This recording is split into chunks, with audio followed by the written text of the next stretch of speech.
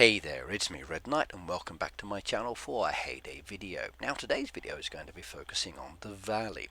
The next valley is almost upon us, and for this valley we got a wonderful decoration which I'm going to enjoy talking about and giving you some background to. And the valley itself will be a sanctuary valley, which means one of two things. Number one, you're going to be driving around the valley map and you're going to be searching for the sanctuary animals. Now you can find these animals scattered around the map, and they will vary depending on their location. Sometimes they're a little bit easy to find, sometimes they take a bit more time. But once you've picked up those animals, and 3 is the maximum per truck, you've got to take them back to the sanctuary itself. Now, taking them back to the sanctuary itself is a good thing, because once they've cycled through, they give you tokens. And a lot of tokens. Those tokens then add up, allowing you to purchase items from the shop. Now, if you collected a sufficient number of tokens by the end of the event with the animals, you can then purchase from the special store as well. And that special store will open and give you 3 specific items: diamonds, decorations, and boosters. Now, that's very cool indeed. I tend to go for the decoration because that's what I like. In addition to this main store, you've also got the regular store where you can purchase a lot of items as well. Now, if you are somebody who wants to get the diamonds, why not choose those? Diamonds can be very handy within the game. You can use those to expand your production machines, maybe to speed up certain production, maybe to even buy some of the decoration that comes in the in-game shop. And there's a lot of nice decoration coming, so keep those diamonds handy. The next one in relation to speeding up is the boosters. Now, sometimes boosters can be really nice indeed, sometimes boosters can be like, not so good. Now, I do like the new boosters we've got, and I'm enjoying using those, but I do like some of the older boosters as well, although I do wish there was some more added in. Now, for me, what's more important is my collection of deco. I love the decoration we get in the game, and I enjoy talking about the deco as well, especially for the valley. And this deco relates to folk dance, and I like it a lot. You got this beautiful stone style sheep decoration dressed in a traditional costume doing a dance. Now, as we know, this is a sanctuary valley and the decoration is related to folk dance, hence the folk dance valley as I've called it. But what is folk dance? What does it mean? Who does a folk dance? Let's go into that as I talk about it. Now, for today's video I've chosen 10 styles of folk dance, but let's work our way to that. Now, first of all, folk dance is a way for people to express, share and connect with their own traditional culture. Various styles of folk dance have been performed all over the world for centuries and are still performed by many cultures today. So do check out the video links I've given you later. Now, folk dance celebrates the cultural roots of a particular group of people. Folk dance is typically performed as a form of ritualistic entertainment at social gatherings, for example, weddings. Some kinds of folk dance tell a culture's foundational stories, while others may simply emphasize a cultural pride. Today you may see traditional folk dance performances complete with traditional garb and music at certain community or holiday events. Now, although folk dancing varies greatly depending on the culture, as you'll see in some of the example videos, especially the last 3 that I give you, and they do vary based on traditions, there are some common attributes amongst the folk dance, such as performed by non-professionals, traditional music, traditional dress, and during holidays or other celebrations. But what does this mean? Well, let's have a look at each of these 4 sections and I'll give you more details. Now, performed by non-professionals. Traditionally, most folk dances are performed by people without professional dance training or experience, as seen in some of the videos. The dances themselves are passed down through generations, learned through observation and mirroring rather than being formally taught. However, you will see that some professional organisations do practice and perform these folk dances, and I think that's just as cool.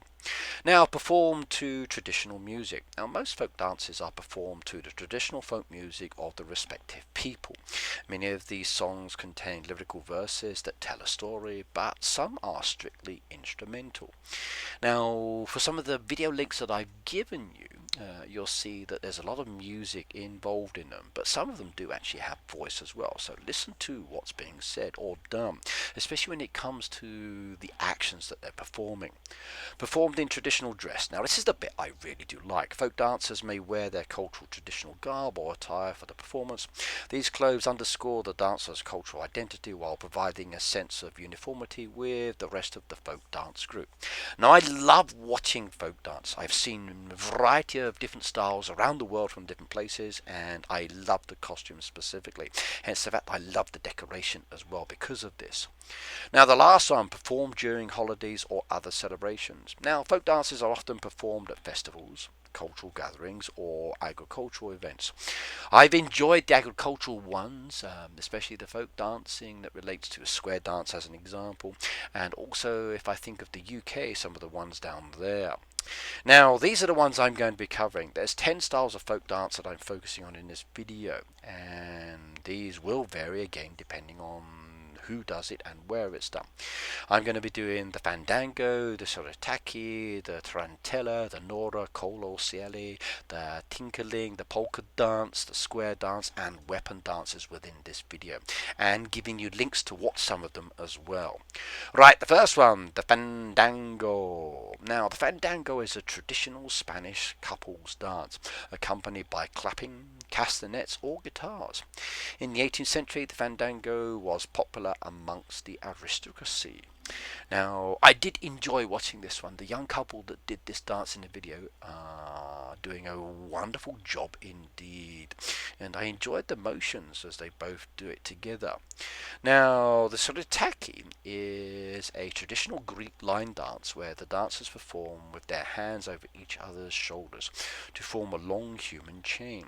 The dance starts out slow and gets progressively faster. Now, I've seen this in real life, and watching some of the videos on the internet, oh my god, it brings back memories, and I thought this one was a really cool one to share as well. Now for me, this one I've actually not seen before, which is the Tarantella. The Tarantella is an Italian folk dance named for the town it originated in, so Taranto, Italy. It is a light, upbeat dance characterized by quick steps and performed in 6 to 8 time. It started as a couple dance but can also be danced with multiple couples, and I thought this one was pretty cool as well to watch, and I'd like to learn how to do that one as well. Now, the Tinkling is one I've actually seen before, and I must admit I had the same fears as some of the people in some of the videos about having my feet trapped, but this one's very cool indeed. This is national dance of the Philippines, originated during the Spanish colonial era and inspired by the moves of the tinkling bird. To perform the tinkling dances, pick up, rearrange and maneuver between bamboo poles, much like the native bird. And the story behind it's kind of cool to read and learn about as well, so do check out that one. Now the next one is the Hora. Now the Hora I've seen as well, especially at some Jewish wedding dances, but it's also danced in Romania, Bulgaria, Israel and other countries. The dancers join hands, move around in a circle around the bride and groom, who are sometimes seated in chairs and hoisted up into the air as the patrons continue dancing around them. And I thought the video that I've shared with you is a really good example of that dance. The Kolo, this is a Slavic folk dance from Serbia, Slovenia and Croatia. The dance is called the Kolo, where dancers hold hands and move in a circle as they do an intricate step dance. And it was interesting to watch the steps that they are doing. Again, this is one I've never seen in real life, but I'd like to try this one myself. The Ceili one, this is the one I do know, and this is an Irish dance that involves fast, precise footwork. While the torso remains still, the dance originated in the 1500s and is typically performed to traditional Irish music, often incorporating the fiddle. Now, I've seen this one in real life, I've seen it on TV, and I've seen it performed on shows around the world, and I think it's a really interesting one to enjoy as well. Now, the polka dance, I did know this one, originated in the Czech Republic, which I didn't know. This popular folk dance form is performed all over the world. The polka is a fast-paced, routinely usually danced by a couple who rotate in a circle in the same direction, smoothing out any rough bounces in their quick steps. Now, I've seen this multiple times on TV, but like I said, I didn't know it's from the Czech Republic, so that's cool as well. Now, the square dance, I did know, and this one originated in England. This traditional American dance involves 4 pairs of dancers arranged in a square, and is typically accompanied accompanied by country music. You'll enjoy the video for this one later. Each couple stands on each side facing the square center, performing specific movements in a set order. Early form square dancing include the cotillon, the French quadrille, as well as a number of English country dances. I do like to watch these. Now these ones are my favorite ones. These are weapon dances, hence the fact I'm giving you more than one video link to check out later. Sometimes referred to as sword dances. The Scottish one's pretty good, as are the Chinese ones and the Indian ones I've saw. This genre of folk dance contains the use of swords or weapon in a routine. Weapon dances often reenact battles or express particular cultural themes and are many parts of the dance and danced in many parts of the world. So enjoy.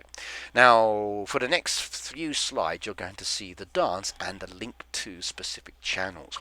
Now these are channels that I found on YouTube, and the video itself is one that shows you that dance performed by different people around the world.